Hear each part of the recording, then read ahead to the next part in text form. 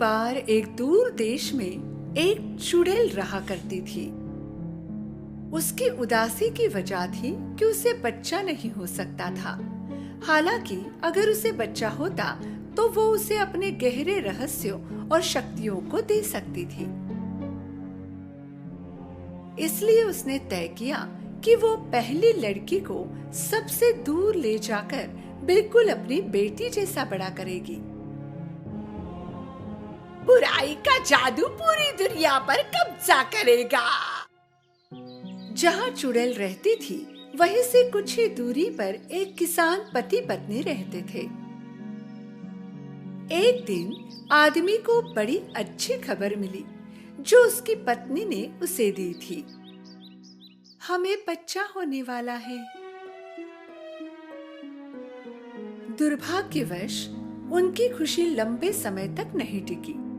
महिला बहुत बीमार हो गई। जैसे जैसे समय गुजरता गया उसका वजन कम होता गया। अगर वो जल्दी ठीक नहीं होती तो बच्चे को खो देती। उसके पति ने हर दवा और फायदेमंद जड़ी बूटी की कोशिश की पर वो ठीक नहीं हुई। उसके आखिरी डॉक्टर ने उसे कहा कि एक ही तरीका है जिससे उसकी पत्नी ठीक हो सकती है। एक बुरी चुड़ैल है, सिर्फ उसी के पास इसे ठीक करने वाली जड़ी बूटी है। अब सिर्फ यही एक रास्ता है। आदमी ने अपनी सारी हिम्मत इकट्ठा की और चुड़ैल के महल में चला गया और दरवाजे पर दस्तक दी। इतनी निडरता से मेरा दरवाजा खटखटा रहे हो, जरूर कोई महत्वपूर्ण बात होगी। मेरी पत्नी बीमार है, उसकी हालत दिन ब दिन बिगड़ रही है। मैंने सुना है कि केवल आप ही के पास उसके उपचार की जड़ी बूटी है। अच्छा, पर मैं तुम्हारी मदद क्यों करूं? मैं विनती करता हूँ, कृपया मेरी मदद कीजिए। मेरी पत्नी पेट से है। अगर मैंने उपचार नहीं किए तो मैं दोनों को खो दूंगा। उसकी स्थिति के बारे में सुनकर चुड़ैल ने अपना मन बदल दिया और उसकी मदद करने का फैसला किया। यदि तुम ऐसा कहते हो तो मैं तुम्हारी मदद करूंगी। चुड़ैल ने उसे उपचार की जड़ी बूटी दी। इस जड़ी बूटी के पत्तों का एक एक टुकड़ा रोज तुम्हारी पत्नी को खिलाना, तुम्हें वो ठीक होती नजर आएगी। आदमी बहुत खुश हो गया। भागते भागते घर पहुंचा। उसकी पत्नी ने रोज पत्तों का एक टुकड़ा खाया। उसकी तबीयत में सुधार आने लगा और उसका खोया वजन भी बढ़ता गया।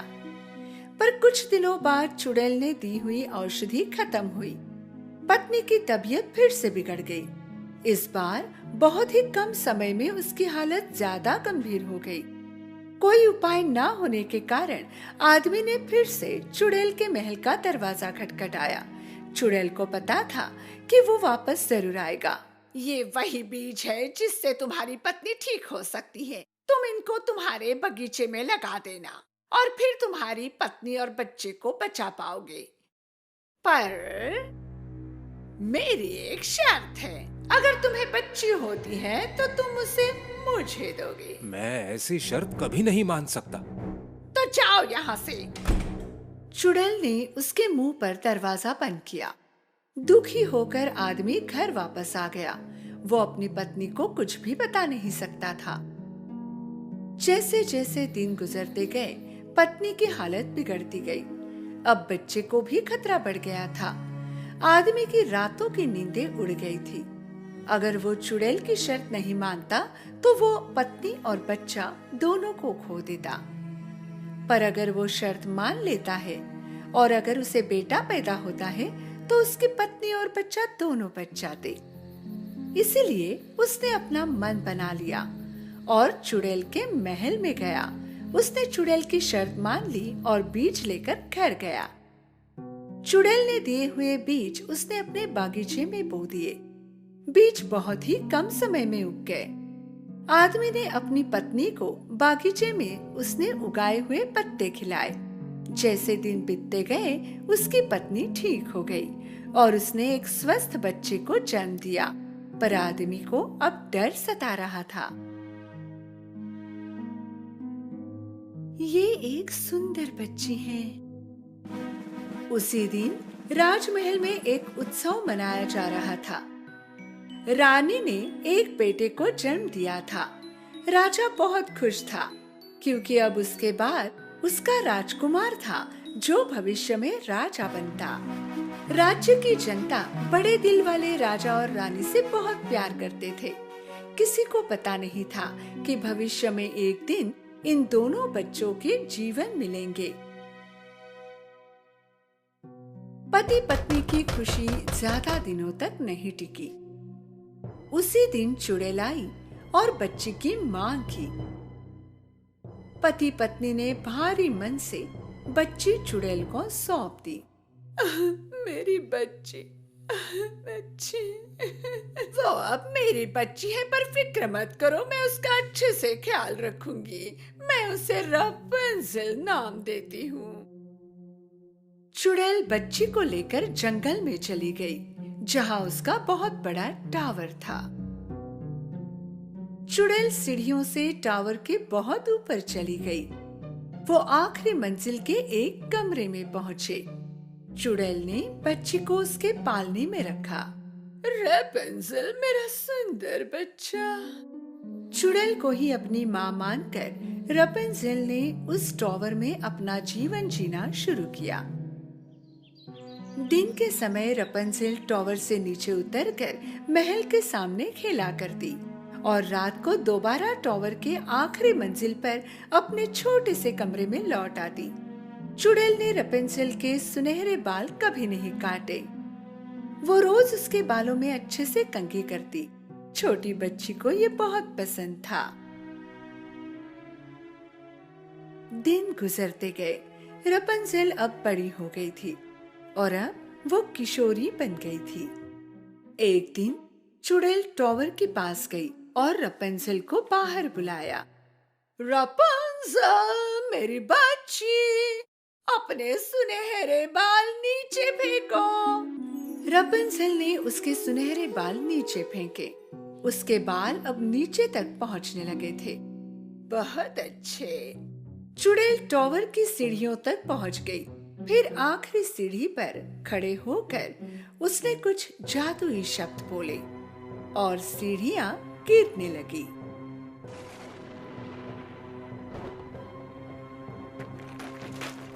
दुनिया के कोई भी शब्द इन सीढ़ियों को फिर से नहीं ला सकते।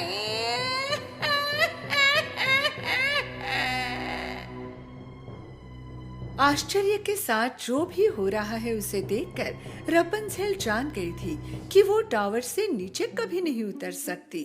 चुड़ैल रोज टावर से नीचे उतरने के लिए रपुंज़ल के बालों का इस्तेमाल करती और शाम को भी वो टावर के नीचे आकर रपुंज़ल को पुकारती। रपुंज़ल, तुम्हारे बाल नीचे आने दो, तुम्हारी माँ आई है। उसकी आवाज सुनकर रपुंज़ल अपने बाल नीचे छोड़ती और उसी के सहारे चुड़ैल ऊपर आ जाती। माँ, तुम मुझे टावर के बाहर क्यों नहीं जाने देती? तुमने मुझे यहाँ क्यों रखा है? मेरी प्यारी बच्ची, मैं तुम्हें बहुत प्यार करती हूँ, इसलिए तुम्हें दुनिया की बुराई से बचाना चाहती हूँ। रपुंज़ल सारा दिन गाने में और जो पंछी उसके खिड़की पर आते उनसे बात करने में बिताती थी।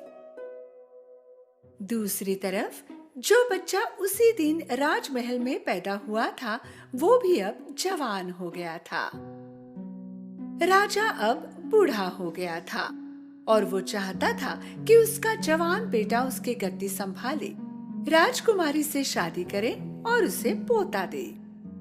अन्य राज्यों की कई राजकुमारियां महल में आकर जाती, पर राजकुमार को कोई भी उसकी पत्नी के रूप में नहीं भाई। आखिर राजकुमार एक लंबी यात्रा पर निकल पड़ा अपने असली प्यार की खोज में। जब वो जंगल के पास पहुंचा जहां टावर छुपा था, उसने अपने आदमियों से पूछा, मैं इस जंगल में कभी नहीं गया, चलो इस जंगल से गुजरते हैं, शायद हमें कोई अच्छा रास्ता मिल जाए। राजकुमार, ये जादुई जंगल है, सुना है कि जो भी इसके अंदर जाता है वो लौट कर नहीं आता। ऐसा तुम कह रहे हो, क्या पता कोई अफवाह हो, खुद जाकर देखते हैं। राजकुमार और उसके आदमी ने जंगल में प्रवेश किया। राजकुमार को खुद पर भरोसा था, पर उसके आदमी को नहीं। कुछ देर बाद उनको टावर दिखाई दिया जहां रपेंजेल रहती थी।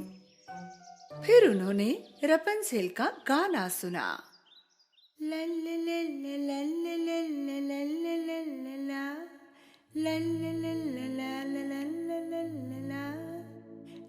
कितनी मीठी आवाज है।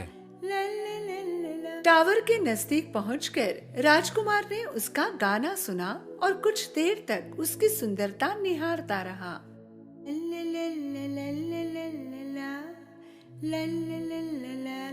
उसी समय चुड़ैल वहां आई और उसने रपेंजेल को पुकारा। रपेंजेल, तुम्हारे सुनहरे बाल नीचे आने दो।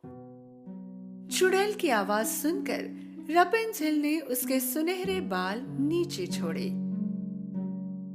और चुड़ैल बालों के सहारे ऊपर चढ़ गई। अच्छा, तो इसका नाम रपेंजेल है। राजकुमार ने कुछ समय टावर के आसपास घूमने का फैसला किया और रपेंजेल को देखता रहा। चुड़ैल रपेंजेल के बालों के सहारे हर सुबह नीचे आती और रात को ऊपर चढ़ती। रपेंजेल, तुम्हारे सुनहरे बाल नीचे आने दो। आखिर एक दिन राजकुमार ने अपना सारा साहस जुटाकर, जब चुड़ैल वहां नहीं थी, टावर के पास गया और पुकारा। रपेंजेल, रपेंजेल। रपेंजेल पहली बार उसकी माँ के अलावा किसी और की आवाज सुन रही थी। पहले वो संकोच कर रही थी, लेकिन बाद में वो बहुत उत्सुक थी देखने के लिए कि कौन हो सकता है। इसलिए उसने खिड़की के नीचे देखा। उसने देखा एक नौजवान नीचे से उसको देख रहा था। तुम कौन हो और तुम मेरा नाम कैसे जानते हो? मैं इस साम्राज्य का राजकुमार हूँ। मैंने तुम्हारी अद्भुत आवाज सुनी है और मैं तुमसे मिलना चाहता हूँ। मुझे अनजाने लोगों से बात करने की अनुमति नहीं, कृपया चले जाओ। तुम्हें मुझसे कोई खतरा नहीं, मैं वादा करता हूँ। कृपया नीचे आओ ताकि हम बात कर सकें। मैं नहीं आ सकती, यहाँ सीढ़ियाँ नहीं हैं।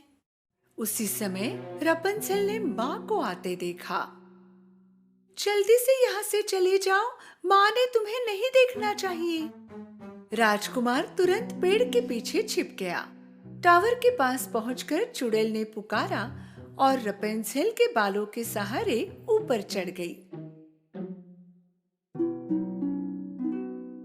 राजकुमार रोज आने लगा। अब वो दोस्त बन चुके थे और वो भी जान चुकी थी कि उसे राजकुमार से कोई खतरा नहीं, इसलिए उसने अपने बाल नीचे छोड़े। राजकुमार ने उसके सुनहरे बालों को पकड़ा और ऊपर चढ़ गया। रपेंजेल बहुत उत्सुक थी। उसने पहले कभी कोई आदमी नहीं देखा था और आज राजकुमार उसके सामने खड़ा था। तुम्हारी माँ ने तुम्हें इस टावर में बंद करके क्यों रखा है? माँ मुझे कहती है कि ये दुनिया बुराई से भरी है। वो मेरी रक्षा करने की कोशिश कर रही है। लेकिन ये हास्यास्पद है। क्यों एक माँ अपनी बेटी को ऐसी जगह पर बंदी बना कर रखेगी? हाँ, ये सच है कि दुनिया में बुराई है, पर फिर भी सुंदरता भी तो है ना। रपेंजेल ये देखने के लिए उत्सुक थी कि क्या राजकुमार जो कह रहा है वो सच है, और वो भी बाहर की दुनिया देखना चाहती थी। आखिरकार उन्होंने अपना मन बना लिया और साथ में भागने का फैसला किया। उस रात जब चुड़ैल टावर पर पहुंची, उसने रपेंजेल के बाल नीचे छोड़े हुए देखे। रपेंजेल ने मुझे आते हुए देख लिया, इसलिए बाल नीचे छोड़ दी। टावर चढ़ने के बाद उसने क्या देखा? रपेंजेल के बाल काटकर खिड़की से बंधे हुए थे और रपेंजेल कहीं नहीं थी। उसे पल में एहसास हुआ कि रपेंजेल भाग गई। रपेंजेल ने अपने बाल काटे और खिड़की से बांध दिए थे और उसी के सहारे वो और राजकुमार टावर से नीचे उतरे थे। रपेंजेल, रपेंजेल, तुमने मुझे धोखा देने की हिम्मत कैसे की? इसी बीच रपंजेल और राजकुमार उस जादुई जंगल से बाहर आए। जंगल जादुई होने की कहानी चुड़ैल की बनाई हुई थी। वो नहीं चाहती थी कि कोई वहां आकर रपंजेल को देखे। रपंजेल और राजकुमार आखिरकार महल पहुंचे। रपंजेल के साथ राजकुमार राजा और रानी के सामने गया और देखा कि राजा एकदम स्वस्थ उसके सामने खड़े थे। पिताजी, आप एकदम स्वस्थ दिख रहे हैं, ये कैसे हुआ? एक औषधि बूटी ने तुम्हारे पिताजी को स्वस्थ किया मेरे पुत्र। क्या कहते हैं उसे? हाँ, रपंजेल। रपंजेल? राजकुमार ने उन्हें सब कुछ बताया जो भी उसके साथ हुआ। राजा ने बताया कि एक बूढ़े युगल ने उन्हें वो औषधि दी और उन्हें बुरी चुड़ैल की कहानी भी बताई कि कैसे वो उनकी बेटी को पैदा होते ही ले गई। राजकुमार और रपंजेल उस बूढ़े युगल के घर पहुंचे। जैसे ही उस औरत ने सुनहरे बालों वाली लड़की देखी, उसने पहचान लिया कि वो उसी की बेटी रपंजेल है, जो चुड़ैल उससे लेकर गई थी। मेरी बच्ची, आखिर तुम मुझे मिल ही गई।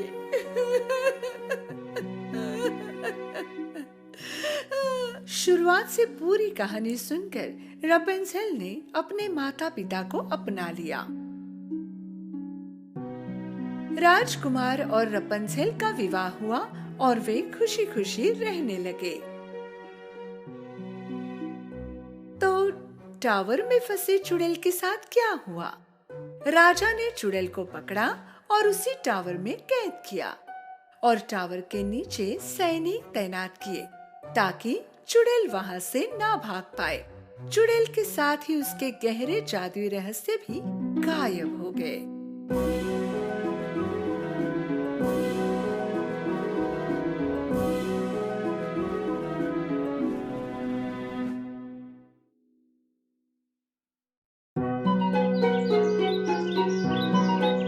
एक जंगल में एक बदसूरत चूहा रहता था।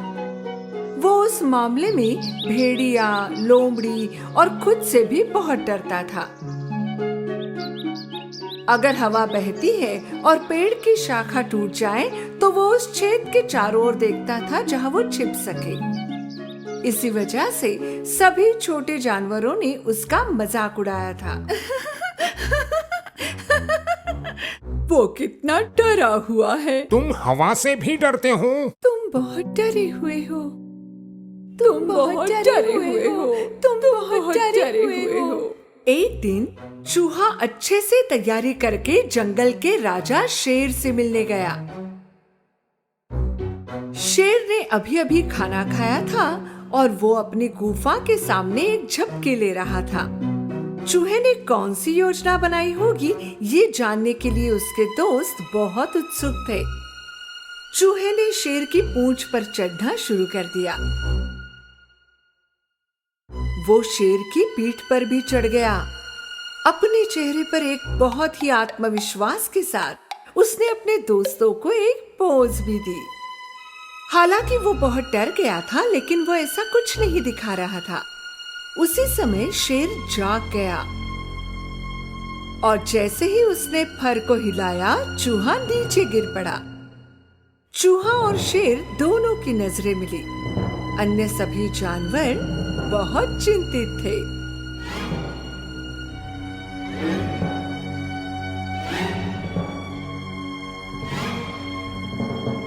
अरे बाप रे, अब शेर चूहे को निकल जाएगा। वाह, क्या हिम्मत है, क्या साहस है। तुम मेरी पीठ पर क्या कर रहे हो?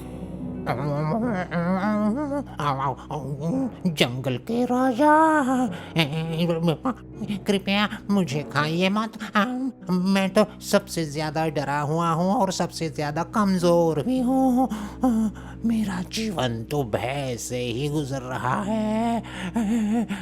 अगर पेड़ से पत्ता भी गिरे तो भी मैं डर जाता हूँ। मैं इससे तंग आ गया हूँ, मुझे इस डर से छुटकारा चाहिए। आप तो इस जंगल के राजा हैं।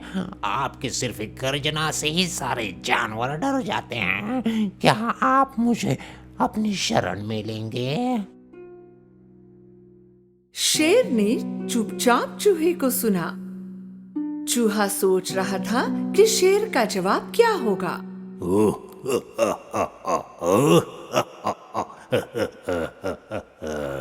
पर मैं तुम्हारी मदद क्यों करूं? मुझे सिर्फ एक कारण बताओ कि मैं तुझे क्यों ना खाऊं। आपकी मदद वापस आ जाएगी, मैं वादा करता हूँ। शायद एक दिन मैं आपकी मदद करूंगा। जैसे ही चूहे ने अपनी बात पूरी की, शेर इस तरह दहाड़ा। आओ, एक छोटे से चूहे हो तुम मेरी क्या मदद करोगे? आओ। लेकिन उसके सामने छोटे से चूहे को कपकपाता देख शेर ने उसे ना खाने का फैसला किया। भगवान का शुक्र है मेरा पेट भरा हुआ है। अब मेरे सामने से चले जाओ। चूहा वहां से भाग निकला। दूर से जो कुछ भी हो रहा था उसे देखकर चूहे के दोस्त वास्तव में आश्चर्यचकित थे। कुछ समय बीत चुका था। शेर को भूख लगी और उसने जंगल में चारों ओर घूमना शुरू कर दिया, लेकिन वो शिकारी के जाल को नहीं देख सका और पकड़ा गया। वो एक बड़े से जाल में हवा में लटक रहा था। उसने जाल से मुक्त होने की कोशिश भी की, लेकिन वो ऐसा नहीं कर सका। वो जंगल का राजा था, इसलिए अगर वो मदद के लिए चिल्लाता तो वो अपमानित होता, और अगर शिकारी सुनेंगे तो तेजी से लेने आ जाएंगे। ये सब सोचकर उसने इंतजार करना शुरू किया। इस बीच जंगल के अन्य जानवरों ने शेर को देखा, लेकिन किसी ने भी उसके करीब जाने की हिम्मत नहीं की। वहां से गुजरते हुए चूहे ने देखा और उसकी मदद करने का फैसला किया। वो सीधे उसके पास चला गया। उसने शेर की लंबी पूंछ पर चढ़ना शुरू कर दिया और जब वो जाल पर पहुंचा तो उसे चबाने लगा। उसी समय बनी भी वहां आ पहुंचा। हे दोस्त, जल्दी करो, शिकारी आ रहे हैं। अन्य जानवर जो चारों ओर इकट्ठा हुए थे अचानक शिकारी का शब्द सुनकर वहां से भागने लगे, पर चूहा दृढ़ता से चबाता रहा। अंत में जाल अलग हो गया और शेर गिर गया और वहां से दूर चला गया। चलो मेरी पीठ पर बैठ जाओ, हम यहाँ से निकल चलते हैं। चूहा शेर की पीठ पर कूद गया और वे वहां से चले गए। फूली सांस के साथ दोनों गुफा में पहुंचे। शेर ने नीचे घुटने टेके और चूहा कूद गया। जब तुमने मुझे बताया था कि एक दिन तुम मेरी मदद करोगे तो मैंने तुम पर भरोसा नहीं किया। मुझे लगा तुम एक छोटे से चूहे हो जिसका कोई उपयोग नहीं है, लेकिन आज तुमने मेरी जान बचाई। धन्यवाद। इसकी कोई जरूरत नहीं है महाराज। अब तुम्हें मुझसे डरने की कोई जरूरत नहीं है। असल में तुम्हें किसी से डरने की जरूरत नहीं, क्योंकि तुम एक साहसी चूहे हो। अगर मैं जंगल का राजा हूँ तो अब से तुम मेरे साहसी राजकुमार हो। आओ। शेर और चूहे ने हंसना शुरू किया।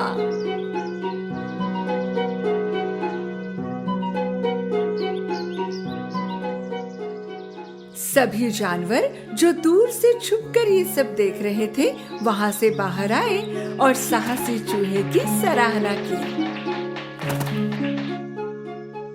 शेर और चूहा सबसे अच्छे दोस्त बन गए और जंगल में हमेशा के लिए शांति बनी रही।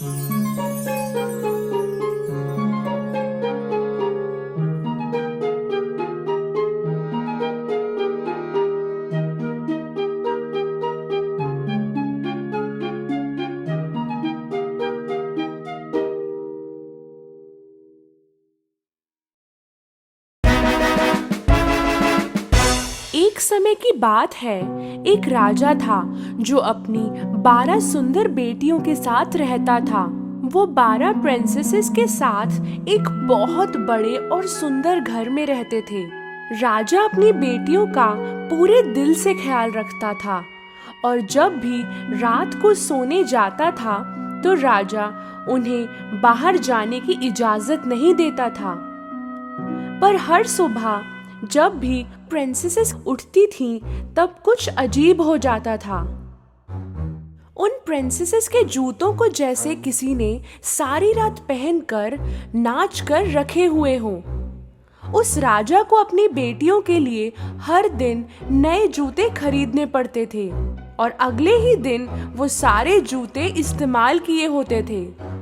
ना तो राजा और ना ही उनके महल के सिपाही इस जूतों के राज को सुलझा पा रहे थे।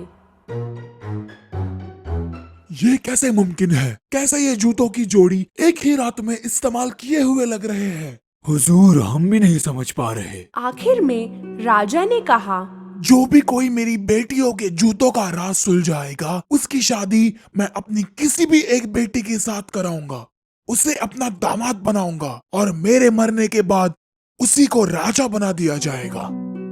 पर उस इंसान के पास सिर्फ 3 दिन और 3 रातें होगी, वरना उसे अपनी बाकी की जिंदगी जेल में बितानी पड़ेगी। उस राज्य के खूब सारे नौजवान और दूसरे देशों के राजकुमार भी महल में इस काम के लिए आए। कई दिनों तक वो उन 12 प्रिंसेस के कमरे के दरवाजे के बाहर पहरा लगाए बैठे रहते थे, पर कोई भी इस राज को सुलझा नहीं पाया और जूते इसी तरह हर रात को पहने हुए होते थे। आखिरकार एक नेक दिल का नौजवान इस काम के लिए आगे आया और फिर वो महल की ओर चल पड़ा। रास्ते में वो एक बूढ़ी औरत से मिला जो बहुत गरीब दिखाई दे रही थी। मेरे प्यारे बच्चे, मैं बहुत भूखी हूँ, क्या आप मुझे ब्रेड का टुकड़ा दे सकते हैं? उस नौजवान ने अपने बैग में पड़ा सारा खाना उस गरीब बूढ़ी औरत को दे दिया। वो औरत बहुत खुश हो गई क्योंकि इससे पहले वहाँ से जितने भी लोग गुजरे उनमें से किसी ने भी उसे कुछ नहीं दिया था।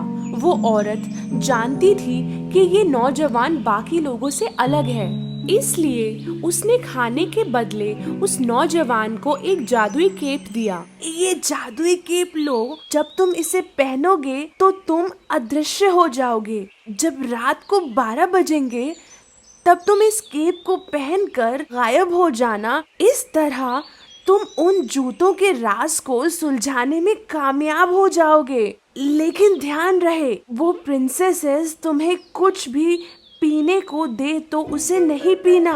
वो नौजवान उस केप को लेकर महल की ओर चल पड़ा और जब वो महल में पहुंचा, उसने कहा कि वो जूतों के राज को सुलझाने आया है। पहले दिन जब वो उन प्रिंसेसेस के दरवाजे के बाहर पहरा दे रहा था, तभी सबसे बड़ी प्रिंसेस नींबू शरबत लेकर बाहर आई। आप प्यासे होंगे ना? हमने ये नींबू शरबत खास आपके लिए बनाया है, इसे स्वीकार कीजिए। वो नौजवान उस बूढ़ी औरत की चेतावनी को भूल गया और उसने वो शरबत पी लिया। शरबत को पीते ही वो गहरी नींद में चला गया। पूरी रात वो खर्राटे मारते हुए एक कमरे में सो गया जो उन प्रिंसेसेस ने उसके लिए बना रखा था।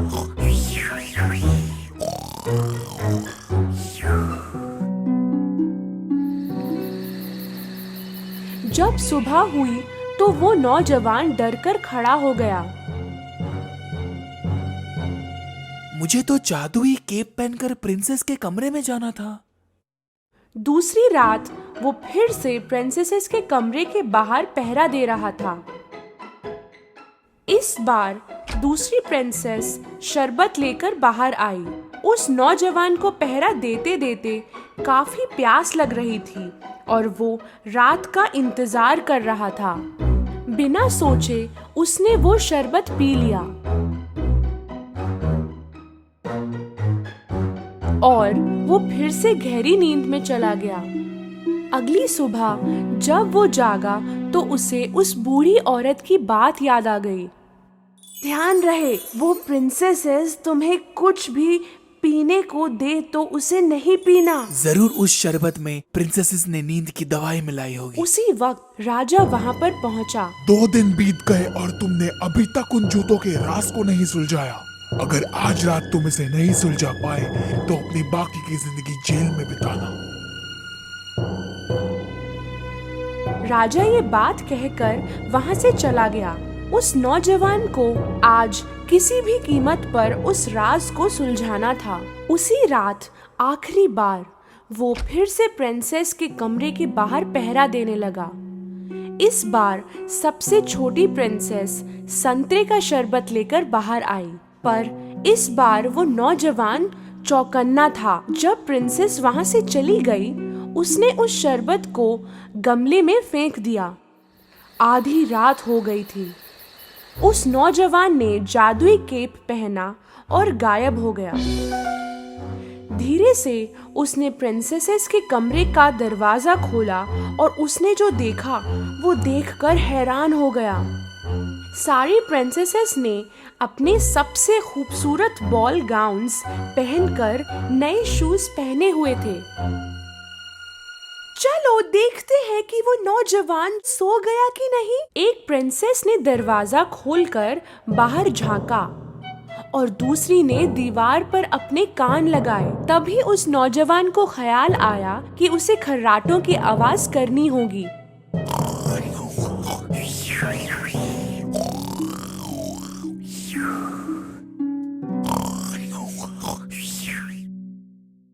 सबसे बड़ी प्रिंसेस ने बेड को एक तरफ सरका दिया और 3 बार ताली बजाई। बेड की दूसरी तरफ से एक छुपा हुआ रास्ता खुल गया। उस नौजवान को अपनी आंखों पर विश्वास नहीं हो रहा था। एक एक करके सारी प्रिंसेसेस उस रास्ते से बाहर गईं और नौजवान भी उनके पीछे चला गया। ये छुपा हुआ रास्ता सीढ़ियों की तरफ जा रहा था, जहाँ 100 सीढ़ियाँ नीचे की तरफ जा रही थीं। तब उस नौजवान का पैर गलती से एक प्रिंसेस के स्कर्ट पर पड़ गया। ओह, किसी ने मेरी स्कर्ट पर पैर रखा। ओह, पगली, वो तुम ही होगी। जब सीढ़ियाँ खत्म हो गई तो वो जंगल में पहुंच गई। वो ऊंचे पेड़ों से गुजर रही थीं, जिनकी सुंदर सफेद डालियां थीं। नौजवान ने एक डाली तोड़ी और उनका पीछा किया। काफी समय तक चलने के बाद वो प्रिंसेसेस एक नदी किनारे जाकर रुक गईं। उस नदी में 12 नाव थीं और उनमें 12 प्रिंस उनकी राह देख रहे थे। वो प्रिंसेसेस नाव में जाकर बैठ गईं और नौजवान आखिरी नाव में बैठ गया। नाव आज कुछ भारी लग रही है, जैसे कोई और भी इसमें बैठा हो। अजीब है। ओह, सपने देखना बंद करो। नदी पार करके वो सारे एक बड़े चमकदार महल में पहुंचे और उन्हें अंदर से संगीत सुनाई दे रहा था। जब उस नौजवान ने खिड़की से झांका, उसने देखा काफी लोग अंदर नाच रहे थे। जैसे ही सारी प्रिंसेसेस महल के अंदर गईं, वो नाचने लगी। वो नाचते नाचते थक गईं, पर फिर भी नाचते ही रहीं और इसलिए उनके जूते पहने हुए लग रहे थे। नौजवान अपनी भूख को बर्दाश्त नहीं कर पा रहा था। उसने टेबल पर पड़ा केक का एक टुकड़ा उठाकर खा लिया। छोटी प्रिंसेस ने ये देखा, मेरा केक हवा में उड़ रहा है, जैसे कोई अदृश्य इंसान उसे खा रहा हो। बकवास बंद करो। नौजवान ने सबकी नजर बचाकर सुनहरा कप टेबल से उठाया। प्रिंसेसेस सुबह होने तक नाचती रहीं। फिर वो नाव में बैठकर नदी पार कर गईं। जंगलों से गुजरते हुए, सीढ़ियों से चढ़ते हुए आखिरकार अपने महल में फिर से पहुंच गईं, पर उनके जूते फिर से पहने हुए थे। वो नौजवान बहुत खुश हुआ क्योंकि उसने आखिर में पहने हुए जूतों का राज सुलझा ही लिया।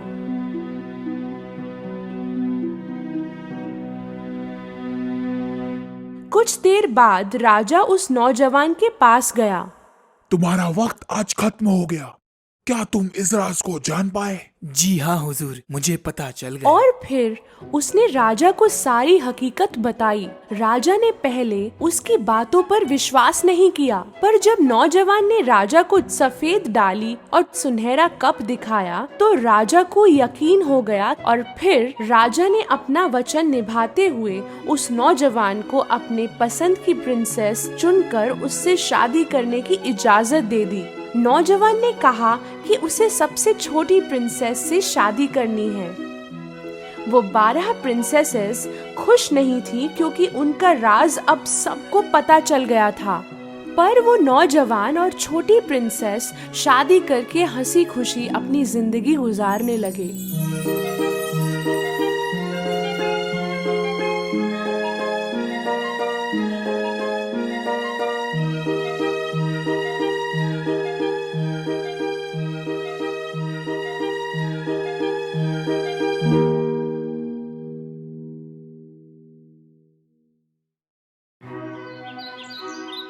एक समय की बात है, जंगल में एक छोटे से घर में मदर गोट और उनकी प्यारी लिटिल गोट्स मौज मस्ती से रहा करते थे।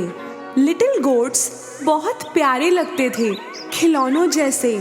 सभी माँओं की तरह मदर गोट अपने बच्चों से बहुत प्यार करती थी। वो सभी जंगली जानवरों से उनकी रक्षा करती थी।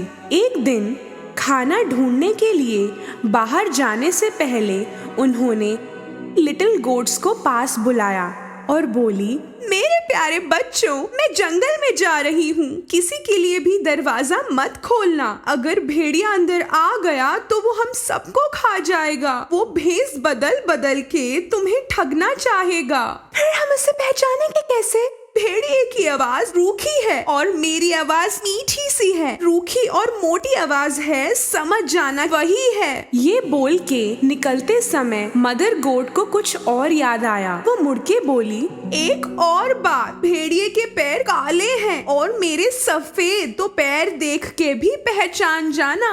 चिंता मत करो माँ, हम संभाल लेंगे। Mummy, we love you. Mother goat ने अपने सभी बच्चों को एक एक करके चूमा और फिर जंगल की ओर चल पड़ी। भेड़िया सब कुछ देख रहा था। मदर गोट के जाने के बाद वो थोड़ा और रुका। फिर वो उनके घर पर पहुंच के दरवाजे पर नॉक करने लगा।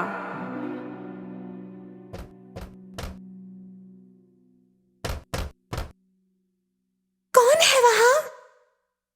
मेरे प्यारे बच्चों, चलो दरवाजा खोलो।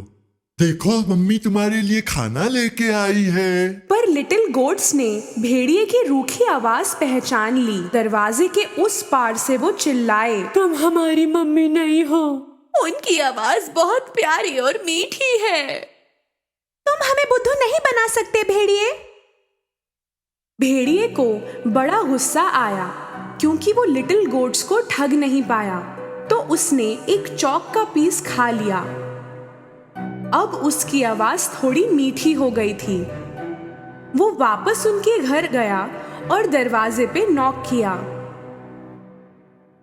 अब की बार भेड़िए ने अपनी मीठी आवाज में बात की, मेरे प्यारे बच्चों, दरवाजा खोलो, मैं तुम्हारी मम्मी हूँ। मैं सबके लिए खाना लेके आई हूँ। इस बार इस मीठी आवाज को सुन के लिटिल गोट्स को लगा कि ये उनकी मम्मी की ही है। दरवाजा खोलने ही वाले थे कि उनमें से एक चिल्लाया, पहले दरवाजे के नीचे से पैर देखते हैं। जब उन्होंने देखा तो भेड़िए के काले पैर दिखे। सभी चिल्लाए, हम दरवाजा नहीं खोलेंगे। मम्मी के पैर तो काले नहीं हैं, उनके पैर सफेद हैं। तुम भेड़िए हो। अपना गुस्सा निगल के भेड़िया वहां से निकला। अब वो बेकरी गया। बेकर भेड़िए को देखकर चकित रह गया। मैं अभी शाकाहारी हो गया हूँ, अब से पेस्ट्री खाऊंगा। थोड़ा आटा दोगे? भेड़िया बेकरी से आटा लेके निकला।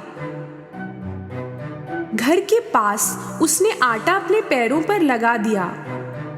अब उसके पैर सफेद हो गए। अब तीसरी बार चालाक भेड़िए ने दरवाजे पर नॉक किया।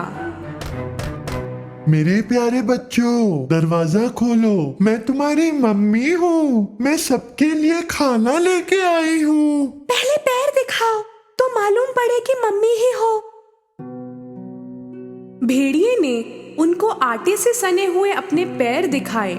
जब लिटिल गोट्स ने सफेद पैर देखे, उन्होंने समझा कि उनकी माँ है और दरवाजा खोल दिया। फिर क्या, उनके सामने था भेड़िया। लिटिल गोट्स डरे, घबराए, चिल्लाने लगे।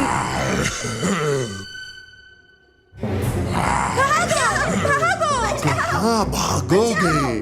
मैं पकड़ ही लूंगा। एक बच्चा टेबल के नीचे छुपा, दूसरा बिस्तर में, तीसरा चिमनी के अंदर गया, चौथा किचन में जा छुपा, पांचवा अलमारी में जा बैठा, छठा पर्दे के पीछे और सातवां घड़ी के अंदर। पर भेड़िया चालाक था और सबको एक एक करके पकड़ लिया। रुको, इधर आओ, तुम लोगों को छोड़ूंगा नहीं मैं। रुको। सिर्फ घड़ी में छुपने वाले को वो पकड़ नहीं पाया। उसका पेट भर चुका था, इसलिए उसने सोचा नहीं और वहां से निकल गया। वहां एक बड़ा मैदान था जहां भेड़िया एक पेड़ के नीचे नाक बजा के सोने लगा।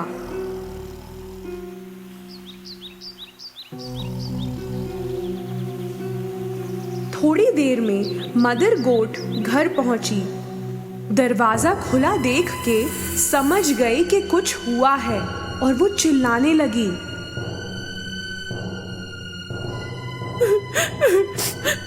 मेरे बच्चे!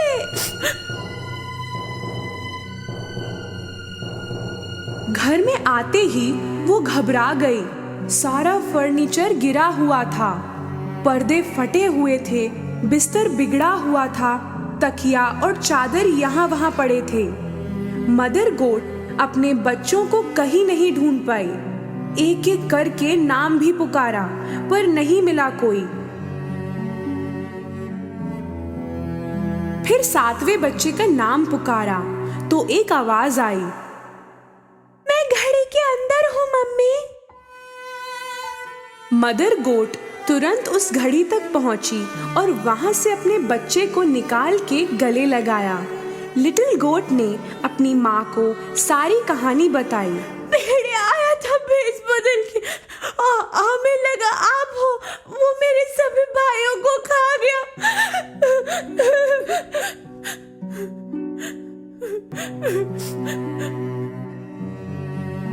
मदर गोट को बहुत बुरा लगा। वो बहुत रोई अपने बच्चे को लेकर। अपने सिर्फ एक बच्चे के साथ वो घर से बाहर निकली। तभी उनको भेड़िया सोया हुआ दिखा। उसकी नाक इतनी तेज बज रही थी कि पेड़ के पत्ते भी हिल रहे थे। मदर गोट ने भेड़िए को थोड़ी देर देखा। उसने देखा कि उसके पेट के अंदर कुछ हिल रहा था। हे भगवान, लगता है मेरे बच्चे उसके पेट के अंदर जिंदा है। उसने एक प्लान सोचा। घर से मेरे लिए एक सुई, धागा और कैंची लेके आओ। लिटिल गोट घर जाने लगा तो मदर गोट ने 6 बड़े पत्थर इकट्ठा किए। थोड़ी देर में लिटिल गोट सुई, धागा और कैंची लेके पहुंचा। मदर गोट ने भेड़िए का पेट काटा। उसे ऊपर ही अपना एक बच्चा दिखा और बाकी भी एक एक करके दिखने लगे। सभी सही सलामत थे। मदर गोट बेहद खुश हुई। सभी बच्चों ने मदर गोट को हग किया। Mummy, mummy, we love you, we love you।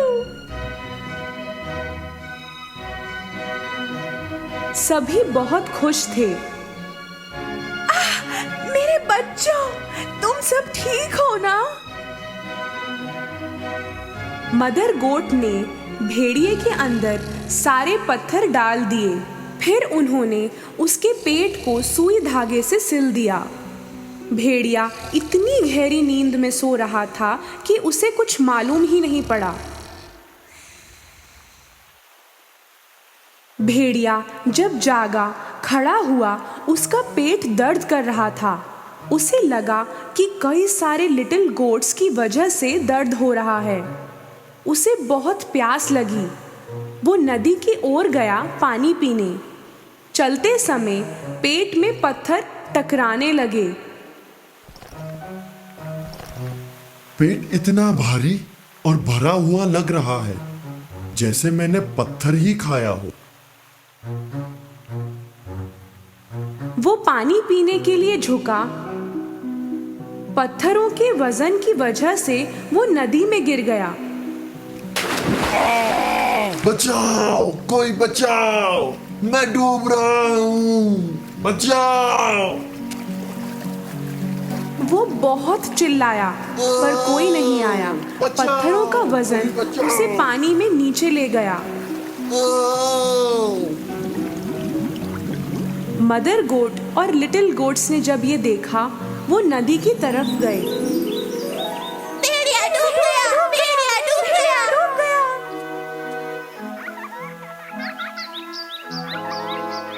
सभी मिलके झूमने लगे। उस दिन से मदर गोट और उनके सातों लिटिल गोट्स की जिंदगी अपने घर में मौज मस्ती से बीती।